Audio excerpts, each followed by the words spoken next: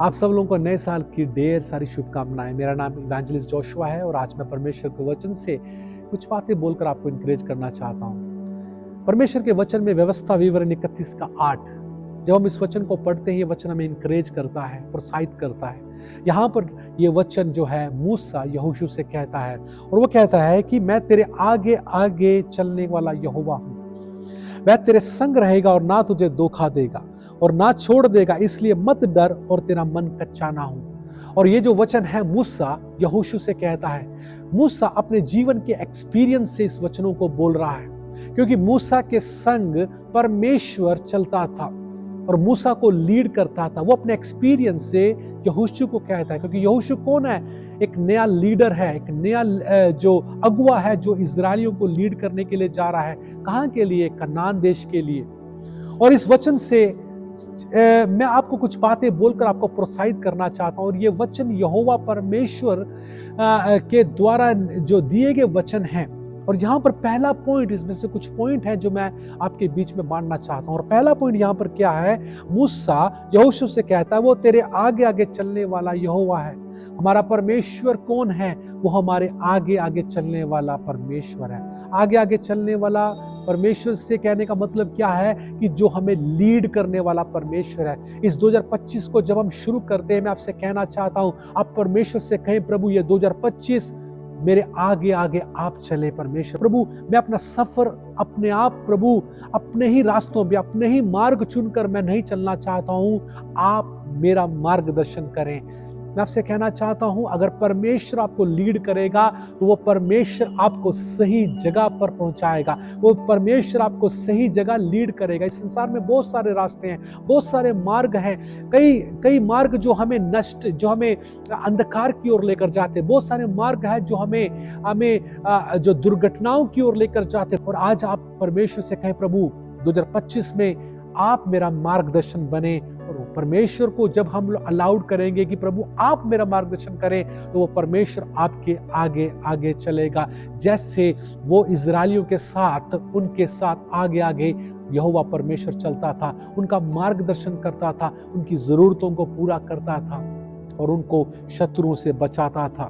पहला पॉइंट जो मैं आपके बीच में बोला वो है कि जो पहला पॉइंट मैंने आपसे कहा वो कि वो परमेश्वर कौन है जो आपके आगे आगे चलता है। दूसरा पॉइंट कि वो तेरे संग रहेगा। वो यहोवा परमेश्वर हमारे संग रहने वाला परमेश्वर है। हमारे जीवन में हमारे बहुत सारे प्रिय लोग हो सकते हैं जिन पर हम बहुत ट्रस्ट करते हैं। हमारे बहुत सारे मित्र हो सकते हैं, दोस्त हो सकते हैं, अपने पारिवारिक लोग हो सकते हैं जिन पर हमें पूरा भरोसा है कि वो हमारे संग रहेंगे। लेकिन बहुत सारे लोगों के जीवन में जब हम उनके एक्सपीरियंस को देखते हैं, जब वो अपने एक्सपीरियंस को बांटते हो, कहते हैं मेरा साथ किसी ने नहीं दिया। जब मैं दुखी में था, जब मैं परेशानी में था, जब मैं कमजोर था, सब लोगों ने मुझे त्याग दिया। मेरे अपने लोगों ने, रिश्तेदारों ने मुझे छोड़ दिया और यहां पर कोई भी मेरे संग नहीं रहा। लेकिन यहोवा परमेश्वर कौन है? जब हम यहोवा परमेश्वर को अपना पिता कहकर मानते हैं, जब हम उसकी उपस्थिति को अपने जीवन में चाहते हैं, चाहे आपके दोस्त, आपके रिश्तेदार, आपके माता पिता कोई भी आपको छोड़ दे, लेकिन वो यहोवा परमेश्वर आपके संग रहेगा। संग रहने का मतलब क्या है? वो आपके साथ साथ वास करेगा। आपके दुख में, आपकी खुशी में, आपकी परेशानी में, आपकी कमी में, आपकी कमजोरी में वो परमेश्वर आपके करीब रहेगा। इस संसार का रिश्ता क्या है? जब हमारे पास धन है, दौलत है, जब हमारे पास नाम है, बहुत सारे लोग हमारे करीब आएंगे, हमारे साथ रहेंगे, हमारे साथ खाएंगे पिएंगे। लेकिन जिस समय आपका पैसा खत्म हो जाएगा, आपकी शान खत्म हो जाएगी, आपका नाम खत्म हो जाएगा, हो सकता है आप बीमारी में पड़ गए, हो सकता है कि आपकी सेहत चलेगी, आप कमजोर हो गए, आप बेड में पड़ गए हैं, आपके दोस्तों ने, मित्रों ने, आपके परिवार के लोगों ने आपका साथ छोड़ दिया, लेकिन वो यहोवा परमेश्वर कभी भी आपका साथ नहीं छोड़ेगा। जैसे हमने पहले पॉइंट में समझा कि वो तेरे संग रहेगा, वो परमेश्वर आपके संग रहेगा और आपका साथ नहीं छोड़ेगा। जब आप बीमार होंगे, जब आप कमजोरी में होंगे, जब आप आर्थिक समस्याओं से गुजरेंगे, जब आपके पास कमी कमजोरी में होंगे, जब आपके पास जो बच्चों की फीस देने के लिए आपके पास पैसे नहीं होंगे, बच्चों को पढ़ाने के लिए आपके पास पैसे नहीं होंगे, इस अवस्था में जब कहीं से भी कोई मदद नहीं आएगी, परमेश्वर आपसे वायदा करता है कि वो कभी भी आपका साथ नहीं छोड़ेगा, वो आपके संग रहेगा। 5वां पॉइंट, मत डर। मूसा यहोशू से कहता मत डर, तुम्हें डरने की जरूरत नहीं है। मेरे दोस्तों, हमारे जीवन में कई डर 2024 में भी आए हैं, इस 2025 में भी कई डर हमारे जीवन में शैतान हमें डराने के लिए आएगा, हमें घबराएगा और हमें बहुत सारा पैनिक सिचुएशन में डाल देगा कि हम अपने विश्वास को त्याग दें। लेकिन आपको डरने की जरूरत नहीं। डर कब आता है? जब हम अपने हालातों को देखते हैं, हम अपने प्रतिकूल अवस्थाओं को देखते हैं, जब हम लहरों को देखते हैं, जब हम पहाड़ों को देखते हैं, हमारे चारों ओर कई प्रकार के पहाड़, परेशानियों के पहाड़, पारिवारिक समस्याओं के पहाड़, बीमारी के जो पहाड़ और लड़ाई झगड़े के पहाड़, कई प्रकार के पहाड़ों को हम जब अपने सामने देखते हैं तो हमारा मन घबरा जाता है, हम डर जाते हैं। लेकिन परमेश्वर कहता तुम्हें डरने की जरूरत नहीं है। जब इस्राएली लोग जब अपने मिस्र से निकले, जब उन्होंने देखा कि जब लाल समुद्र के करीब पहुंचे, आगे लाल समुद्र है, पीछे फिरौन की सेना है और यहाँ पर ये सब लोग डर गए, घबरा गए, उन्हें लगा कि ये हमारा अंत दिन है, हम लोग मारे जाएंगे। कई बार जो होता है कि हमें परमेश्वर, जब डर आता है तो हमें परमेश्वर की प्रेजेंस महसूस नहीं होती है। इसलिए क्या होना चाहिए कि हम अपने हर एक अवस्था में, चाहे हम डर की अवस्था से गुजरते हैं, हमें यह विश्वास होना चाहिए कि हमारे संग कौन है? परमेश्वर है। जब परमेश्वर हमारे संग है, हमें यह विश्वास होता है तो हमें डर को महसूस नहीं होता है। हालेलुया।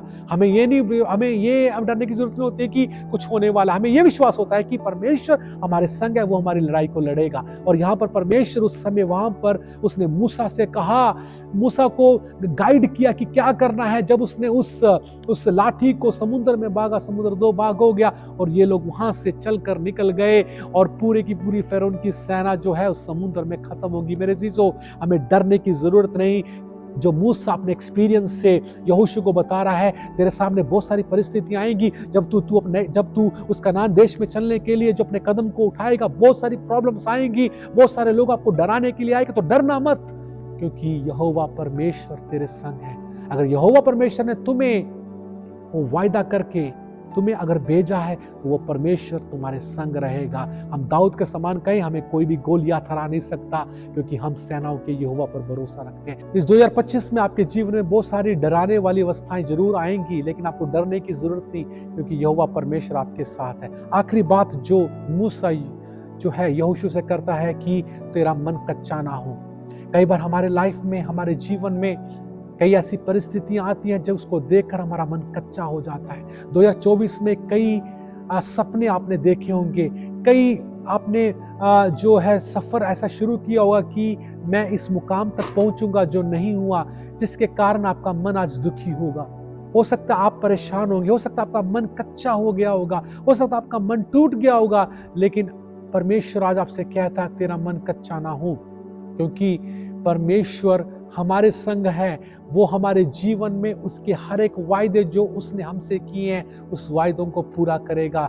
तो यहोशू से मूसा कहता है तेरा मन कच्चा ना हो। तो अपनी इस परिस्थितियों को देखकर, इजरायलियों को देखकर, जो उनकी आदतों को देखकर, जो परमेश्वर के सामने बहुत गलत थी, और उसको देखकर कई बार मूसा का मन भी कच्चा हुआ। लेकिन उसे विश्वास था कि अगर परमेश्वर ने कनान हमारे लिए रखा है, वो देश हमारे लिए रखा है, अगर परमेश्वर ने हमें उस गुलामी से छुड़ाया है, वो परमेश्वर जरूर हमें एक दिन उस प्रॉमिस लैंड पर, वायदे के देश में हमें प्रवेश कराएगा। इसलिए हमारा मन कच्चा ना हो। अपनी परिस्थितियों को, अपनी प्रतिकूल अवस्थाओं को देखकर आपका मन ना घबराए, कच्चा ना हो। जैसी मर्जी आपके जीवन में सिचुएशन हो जाए, इस 2025 में आप अपने मन से कहें, ए मन तू कच्चा ना हो, क्योंकि यहोवा पर भरोसा रख। वो परमेश्वर हमें, हमारे जीवन में हमें विजय दिलाएगा, वही हमें हमारे कनान तक हमें पहुंचाएगा। इस 2025 में आपसे कहना चाहता हूं, आपके जीवन में बहुत सारी योजनाएं इस 2025 के लिए होंगी, बहुत सारे प्लान्स आपने इस 25 के लिए रखे होंगे। हो सकता है कई प्लान सक्सेस होंगे, कई प्लान सक्सेस नहीं होंगे, लेकिन आपको घबराने की जरूरत नहीं, आपका मन कच्चा होने की जरूरत नहीं है। अगर वो परमेश्वर की योजना आपके लिए है तो वो योजनाएं जरूर पूरी होंगी और परमेश्वर आपके संग, आपके हाथों को थामकर, आपके संग चलकर उस योजनाओं को पूरा करने में आपकी मदद करेगा। मेरे प्रिय दोस्तों, मैं आपसे कहना चाहता हूं, जितने भी लोग इस वीडियो को देख रहे हैं, मैं आपको इंकरेज करना चाहता हूं, यहोवा परमेश्वर के संग चले, उसका साथ कभी ना छोड़े। वो आपके आगे आगे चलने वाला परमेश्वर है, वो आपके संग रहने वाला परमेश्वर है, वो आपको कभी भी धोखा नहीं देने वाला परमेश्वर है, वो कभी भी आपका साथ नहीं छोड़ने वाला परमेश्वर है। वो कहता है तुम्हें डरने की जरूरत नहीं है, मत डर और तेरा मन कच्चा ना हो।